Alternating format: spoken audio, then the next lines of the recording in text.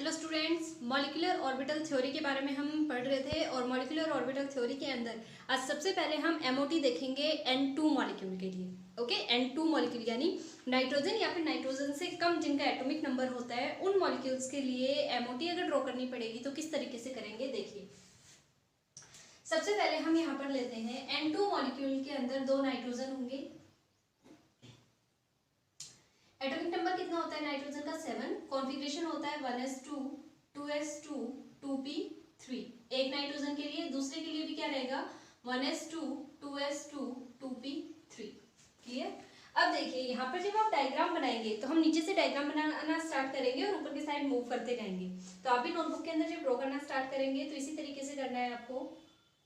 देखिए इस तरीके से ध्यान से देखते जाएं कैसे बना रही हूँ मैं, फिर आपको भी सेम टू सेम ड्रॉ करना है, बिना देखे आना चाहिए। इंपॉर्टेंट टॉपिक है ये। देखिए इस तरीके से इन्हें आपस में अटैच कर देंगे। अभी आपको पता चलेगा हम इस तरीके से ऑर्बिटल क्यों बना रहे हैं, क्या इनका फंक्शन रहेगा। फिर दूसरा बनाना स्टार्ट करेंगे। सेम वैसे ही जैसे आपने नीचे बनाया है, ये देखिए बन गया सेम टू सेम वैसा ही, है ना। तो देखिए अब इसके बाद बनाएंगे, ये थोड़ा सा अलग रहेगा इन दोनों के कंपैरिजन में। 2:1 का रेशियो रहेगा इसके अंदर। 2:1 बन गया ना, 2:1 और यहाँ पर बनाएंगे हम इस तरीके से 3 ऑर्बिटल बनेंगे और यहाँ पर भी कितने बनने वाले हैं 3 ऑर्बिटल यहाँ बनने वाले हैं। ठीक है, 3 ऑर्बिटल बना दिए। इन्हें भी सेम इसी तरीके से अटैच करना है हमें, तो अटैच कर देंगे। देखिए ये अटैच कर दिए इसके साथ, ये दूसरा, ये तीसरा और ये चौथा, सारे अटैच हो गए। अब देखिए ये है N2 के लिए जो एमओटी ड्रॉ करेंगे हम। किस चीज का डायग्राम है ये, molecular orbital theory for N2 molecule. N2 molecule ये तो है इसके एटॉमिक ऑर्बिटल जो हमने साइड में बनाए हैं, एटॉमिक ऑर्बिटल्स। ठीक है, ये एटॉमिक ऑर्बिटल है। इस साइड ये वाले भी कौन से ऑर्बिटल्स हैं, एटॉमिक ऑर्बिटल्स ही कहलाएंगे, एटॉमिक ऑर्बिटल्स। और बीच में जो हमने ड्रॉ किए हुए हैं ये है molecular orbital. Molecular orbital okay. तो एटॉमिक ऑर्बिटल, एटम तो कौन सा था नाइट्रोजन, यहाँ भी क्या था नाइट्रोजन, और जब ये मॉलिक्यूल में कन्वर्ट हुआ तो किस फॉर्म में आ गया N2। N2 के फॉर्म में लिखेंगे हम इसे। अब देखिए यहाँ पर एक नाइट्रोजन के लिए ऑर्बिटल है, यहाँ पर दूसरे नाइट्रोजन के लिए है, और इनको कंबाइन करने के बाद यहाँ पर मॉलिक्यूलर ऑर्बिटल बने हैं। तो कॉन्फ़िगरेशन के अंदर देखिए क्या था 1s 2s एंड 2p, इतना ही कॉन्फ़िगरेशन था, है ना। 1s 2s and 2p। 1s के अंदर कितने इलेक्ट्रॉन थे 2, 2s में भी कितने थे 2, और p में कितने थे 3 थे। तो ये देखिए 3 फिल कर दिए। इसी तरीके से यहाँ पे 1s 2s और 2p। 1s में कितने इलेक्ट्रॉन हैं 2, 2s में भी कितने हैं 2, और 2p में कितने हैं 3। ये मत समझना कि मैं अपनी मर्जी से भर रही हूँ। हमने देखिए 1s के अंदर 2 इलेक्ट्रॉन, 2s के अंदर 2 इलेक्ट्रॉन, 2p के अंदर 3 इलेक्ट्रॉन यहाँ पर दिखा रखे हैं, तो वही वाली चीज हम यहाँ पे फिल कर रहे हैं। अब ये आपके मॉलिक्यूलर ऑर्बिटल है बीच में, ये हमारे लिए नई चीज है। इन ऑर्बिटल्स का नाम कैसे होता है, सिग्मा 1s जो सबसे नीचे रहता है, उसके बाद sigma star 1s, sigma 2s, sigma star 2s, पाई 2py, पाई 2p, पहले x लिख देते हैं 2px एंड 2py, और ये होता है सिग्मा 2pz। ठीक है, पाई अगर 2px और y लिखेंगे तो पाई है और z कैसा है सिग्मा। इसी तरीके से ये पाई star 2px, pi star 2py और सिग्मा स्टार 2pz। ये ऑर्बिटल आपको बनाने आने चाहिए, हमें कुछ नहीं करना है। 1s ले रखा है, एक सिग्मा होता है, एक सिग्मा स्टार होता है। जो नॉर्मल सिग्मा है वो तो है हमारा ग्राउंड स्टेट के अंदर मॉलिक्यूलर ऑर्बिटल, बॉन्डिंग ऑर्बिटल। और जिसपे स्टार लग जाता है वो होता है एंटी बॉन्डिंग। दो तरीके के ऑर्बिटल होते हैं, एक होता है बॉन्डिंग ऑर्बिटल, एक होता है एंटी बॉन्डिंग ऑर्बिटल। जिसपे स्टार लगा हुआ होगा वो एंटी बॉन्डिंग मॉलिक्यूलर ऑर्बिटल होता है, और जिसपे स्टार नहीं होता वो बॉन्डिंग मॉलिक्यूलर ऑर्बिटल होता है। तो यहाँ पर स्टार है, यहाँ पर स्टार है और यहाँ स्टार है।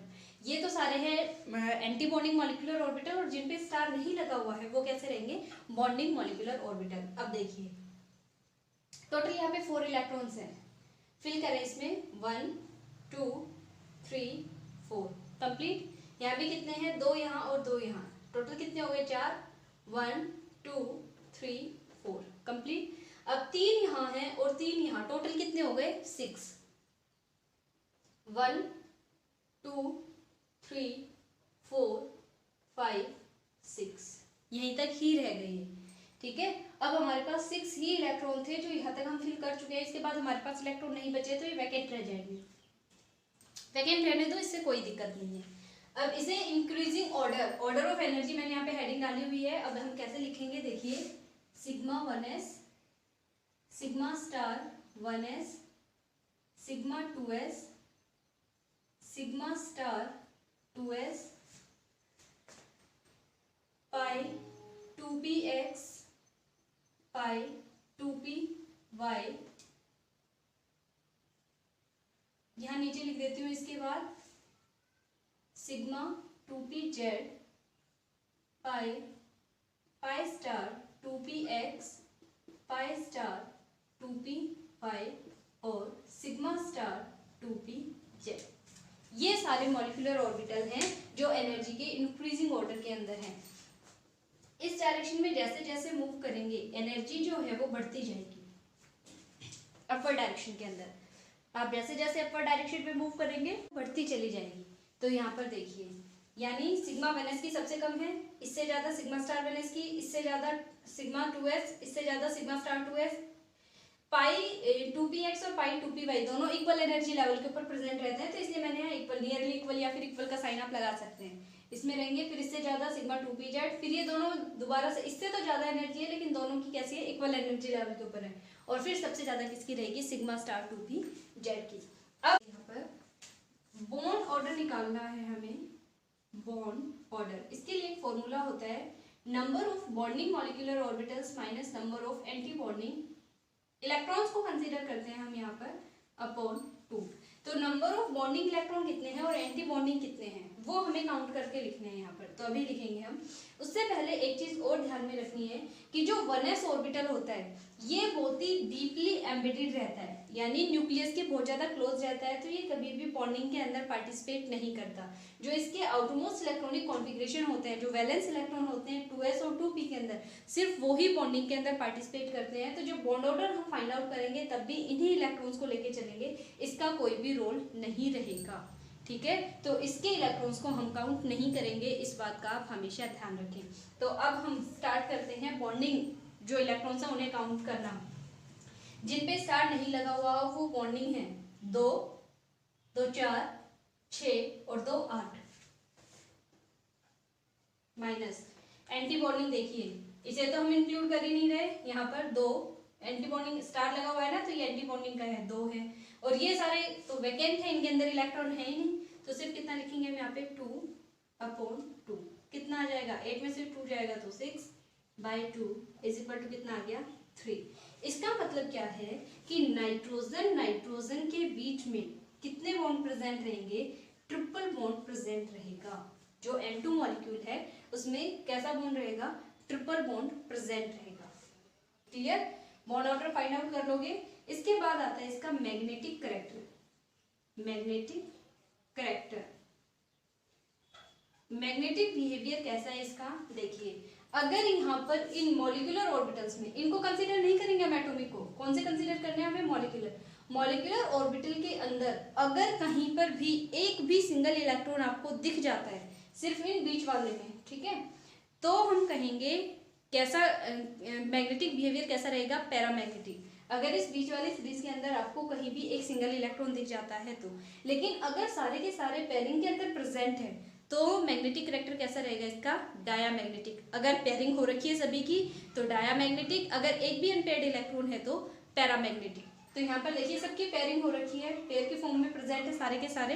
तो यहाँ पर इसका मैग्नेटिक कैरेक्टर कैसा रहेगा, ये रहेगा डायामैग्नेटिक नेचर का होगा। ओके, तो इसमें दो चीजें पूछी जाती हैं, एक तो इसका मैग्नेटिक बिहेवियर और एक बॉन्ड ऑर्डर। अब मान लो कोई आपसे यूं कह दे, ये इंपॉर्टेंट है काफी, आपको एज इट इज यहाँ तक नाइट्रोजन के लिए निकाल लिया, लेकिन जरूरी नहीं है हमेशा N2 ही दिया मिले। हो सकता है आपसे कोई यूं पूछ ले कि N2 नेगेटिव के लिए बताइए। अगर N2 नेगेटिव के लिए पूछ लिया तो उस टाइम पे क्या करेंगे, एक N जो है वो N नेगेटिव की फॉर्म में रहेगा, N नेगेटिव की फॉर्म में रहेगा तो इसके पास एक इलेक्ट्रॉन एक्स्ट्रा रहेगा। कितने हो जाएंगे यहाँ पर 4। नेगेटिव चार्ज का मतलब क्या होता है कि एक इलेक्ट्रॉन एक्स्ट्रा है, जितना नेगेटिव चार्ज रहेगा उतने ही इलेक्ट्रॉन एक्स्ट्रा रहेंगे। एक नेगेटिव है तो एक इलेक्ट्रॉन एक्स्ट्रा है, दो नेगेटिव चार्ज होता है तो दो इलेक्ट्रॉन एक्स्ट्रा होते हैं। अगर एक पॉजिटिव चार्ज होता तो एक इलेक्ट्रॉन नॉर्मल कॉन्फिगरेशन के कंपेरिजन में कम होता है। जैसे यहाँ पे 3 लिखा हुआ था उसकी जगह में क्या लिखती, 2 लिख देती। ठीक है, तो अब देखिए एक को क्या करना पड़ेगा, हमें N नेगेटिव में कन्वर्ट करना पड़ेगा। N नेगेटिव में P के अंदर कितने इलेक्ट्रॉन आ रहे हैं, 4, तो यहाँ भी क्या करना पड़ेगा, हमें एक इलेक्ट्रॉन और डालना पड़ेगा। और एक इलेक्ट्रॉन अगर बड़ा है तो वो कहाँ जाएगा, इस एंटी बॉन्डिंग के अंदर चला जाएगा, है ना। तो ये N2 नेगेटिव के लिए जब ही तो बना पाएंगे हम, तो एक इलेक्ट्रॉन और यहाँ पर आ गया। अब बॉन्ड ऑर्डर जब आप निकालेंगे तो बॉन्डिंग के अंदर तो सेम उतने ही है, क्योंकि ये तो स्टार वाले ऑर्बिटल में गया है। 8 माइनस एंटी बॉन्डिंग में कितने हो गए, अब 2 तो यहाँ पर थे और एक यहाँ पर आ गया, 3/2 कितना आ जाएगा, 5/2 = 2.5 या फिर 2.5। ठीक है, यानी N2 नेगेटिव का बॉन्ड ऑर्डर 2.5 होता है और इसके अंदर एक अनपेयर्ड इलेक्ट्रॉन अब प्रेजेंट है। एक भी अनपेयर्ड इलेक्ट्रॉन अगर रहता है तो कंपाउंड कैसा होता है, पैरा मैग्नेटिक नेचर का होता है। क्लियर। अगर ये पूछ ले N2 और N2 नेगेटिव में से बॉन्ड ऑर्डर ज्यादा किसका है, तो इसके अंदर तो 3 था, इसके अंदर तो 2.5 रह गया, तो बड़ा कौन सा रहेगा, N2 का जो बॉन्ड ऑर्डर है वो ज्यादा है N2 नेगेटिव के कंपैरिजन में। क्लियर। तो इस तरीके से अब आपको कोई भी यहाँ पर N2 पॉजिटिव दे दे, N2 2 नेगेटिव दे दे, 3 नेगेटिव दे दे, आप इसी तरीके से नंबर ऑफ इलेक्ट्रॉन्स को इंक्रीज करेंगे, यहाँ पर फिल करेंगे और अपना बॉन्ड ऑर्डर फाइंड आउट कर लेंगे। आई होप आपको ये समझ में आया होगा, आप इसे कर पाएंगे। और फिर भी कोई प्रॉब्लम है तो आप पूछ सकते हैं। बाकी ये इम्पोर्टेंट टॉपिक है, MOT जो है काफ़ी इम्पोर्टेंट है, तो आप इसे सॉल्व करें और कोई भी प्रॉब्लम हो तो पूछ लें।